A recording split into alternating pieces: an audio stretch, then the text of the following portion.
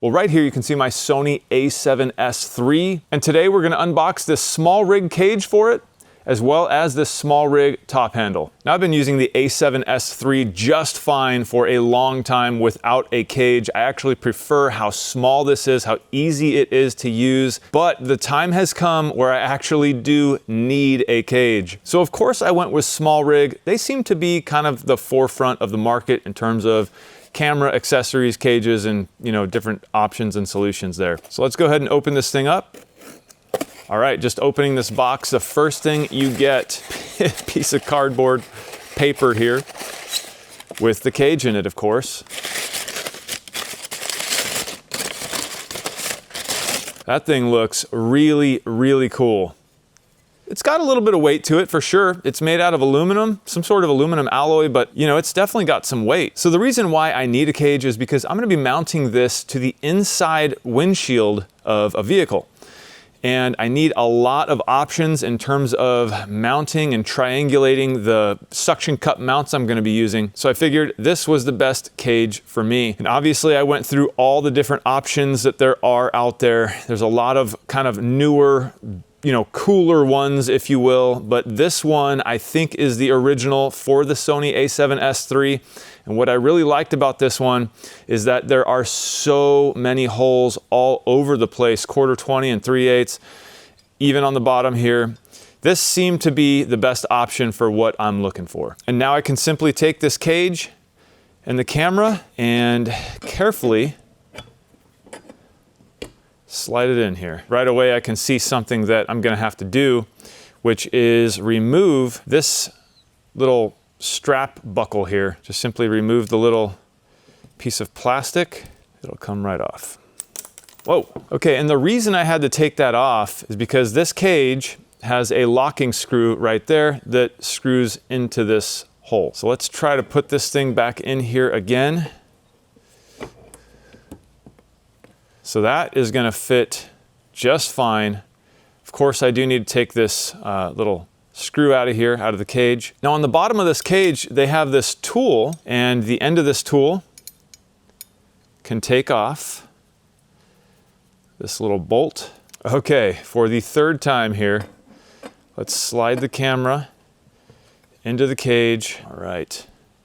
And now I can see that where that screw was in the cage and the strap mount piece there, these two holes line up perfectly. There we go, it's going. All right, I'll leave that a little bit loose because on the bottom here, I'm gonna wanna tighten up the bottom screw. Okay, that's fairly tight. It's not He-Man tight. Now I'll come back over here and tighten this side screw.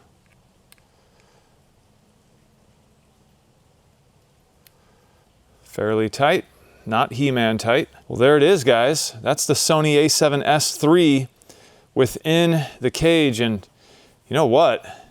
Just grabbing the camera right here, that feels nice. Having a little extra meat right there. Wow.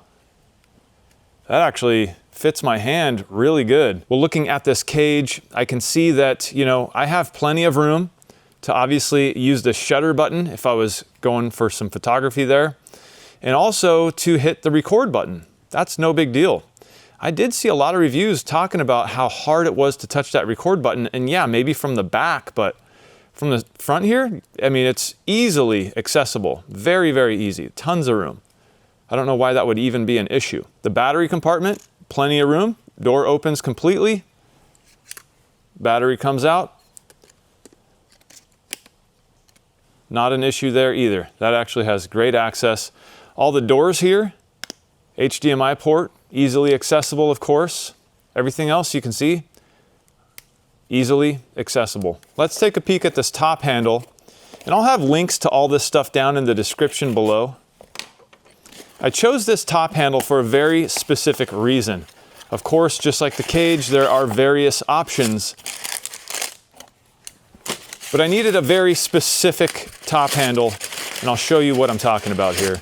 So you can see with this top handle, the mount for it goes perfectly flat on both sides.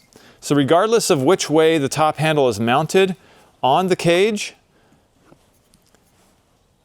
it's got a perfectly flat profile here, so it's not going to impede anything that I may be using the hot shoe for right here on the camera. And I say that because I have the DJI MIC 2, and this, of course, can be mounted right here on top of the camera with the adapter. And I didn't want a handle that meant I couldn't use that. And so this one seems like it'll work out just fine. Yes, there will be basically no room for my fingers there, but at least I can still use this handle, potentially even this way with the DJI MIC 2 in the hot shoe there, and basically have options. That's all I wanted. I'm gonna go ahead and put this thing on here. Okay, so that's the DJI MIC 2 using the adapter made for the Sony cameras. So it'll be something like that. So it definitely clears, but you know, you're gonna have limited room for your fingers there.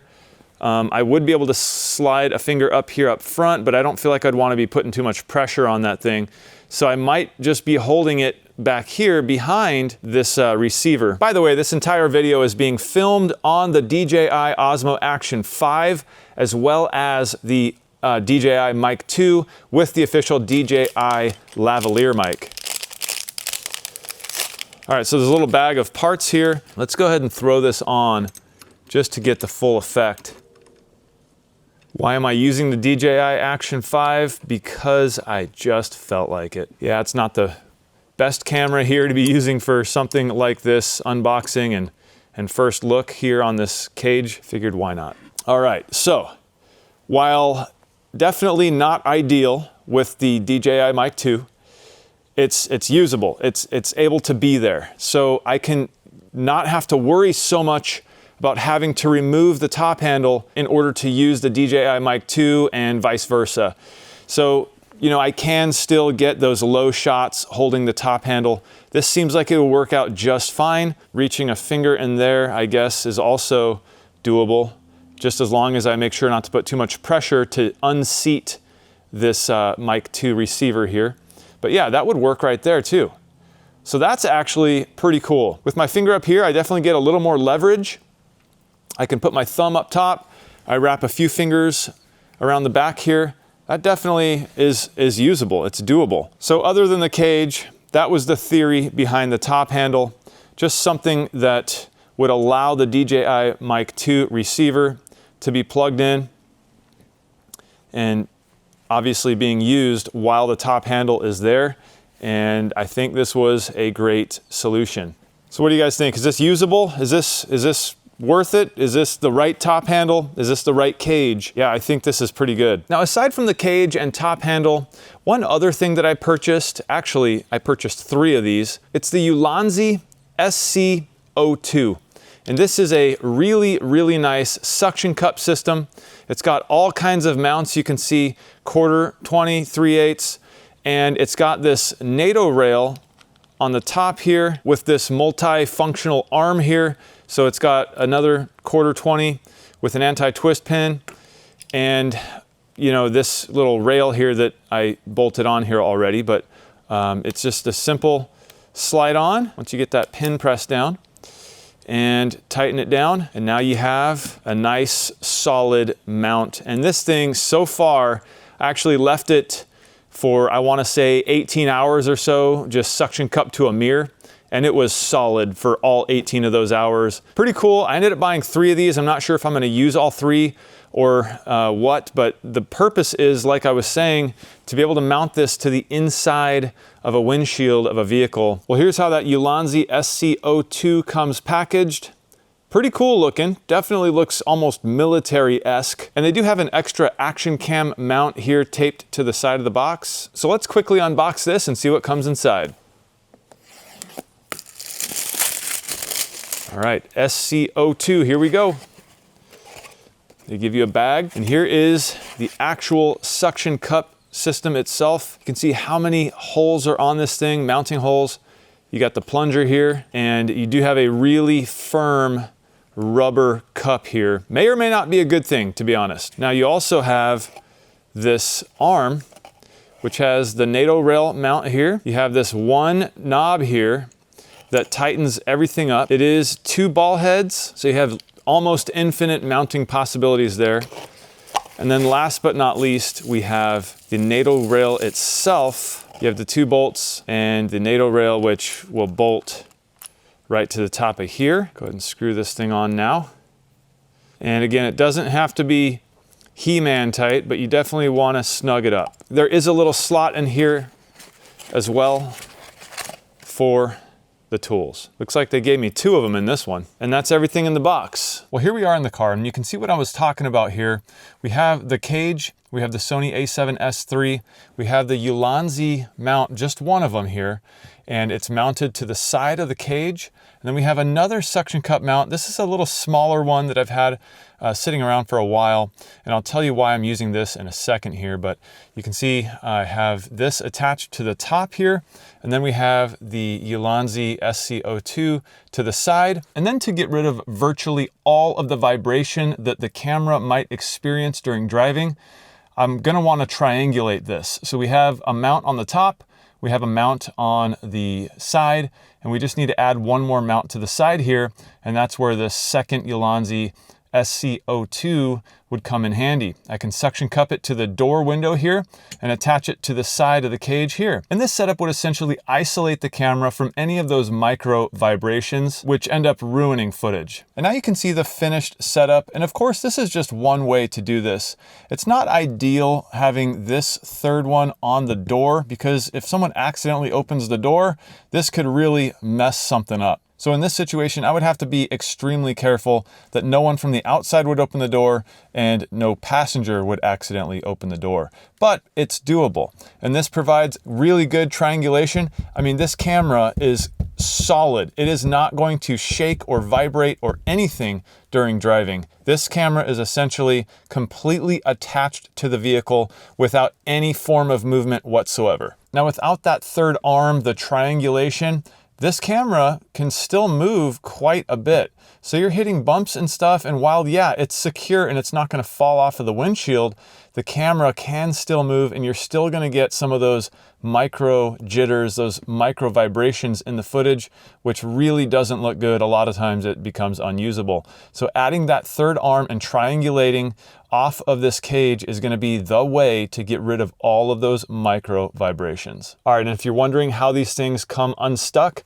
you can see these little tabs here. All you're gonna do is take your thumb and pull back on that, and it just basically allows air in. Now you can see I have the camera just hanging there off of that smaller suction cup, and that's the first one I set up. That way I can have the camera hanging and attach the 2 side arms as needed. Now, I mentioned there was a reason why I was using that smaller suction cup, and well, it's because these Ulanzi suction cups, while very, very good and very handy, they are really, really stiff. This is more of like a commercial solution here, so it's not going to form that well to a very curved surface. And as you can imagine, in the top corner of this windshield, it does have a little bit of a curve on it. If you can see that thing rocking there, it's because there's a curve in the windshield, and unless you are extremely strong and can press this thing down before you can then pump the suction there, you're really not going to get this to stick here. Now, it is doable, it will work, but I had to use all of my might and both arms as hard as I could do it just to get this thing to grip around that curved surface. But it is sticking. We'll see if I can get rid of that red line here, if this thing will suction all the way down. And yeah, it looks like it worked out. And with that arm attached, I have now attached the cage to it. And you can see with everything loose, I can basically set the camera where it needs to be, move it around to where I think is going to be the best position. And with that screen out, I can make sure that everything is framed up exactly as I want it. And of course, once you tighten that knob, you're good to go. I would then, of course, add in the other 2 mounts, or 1 if you have to. And this thing is rock solid. So overall, the SmallRig cage, the SmallRig top handle, the Ulanzi SC-02 suction cup mounts, all of these I am very impressed with. Everything seems to be built to a very high quality, and of course only time will tell how long these things last, but so far I don't see any reason why these things wouldn't last a good long time. Call me impressed.